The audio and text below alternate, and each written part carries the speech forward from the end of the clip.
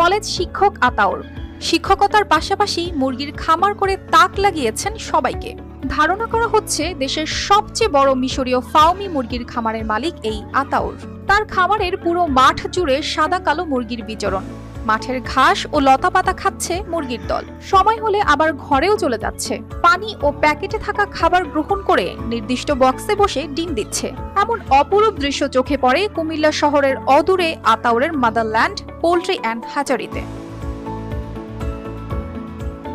400 শতক জমির উপর গড়ে তোলা এই পোল্ট্রি হ্যাচারির মালিক কুমিল্লা শিক্ষা বোর্ড সরকারি মডেল কলেজের রসায়ন বিভাগের শিক্ষক আতাউর। প্রথমে শখের বসে মুরগি পালন শুরু করলেও এখন সফল খামার। মশলা এক্সপার্ট রাঁধুনি নিয়ে এলো টেস্টিং সল্ট মুক্ত রাঁধুনি স্বাদ মেশালি, স্বাদ হবে দুর্দান্ত।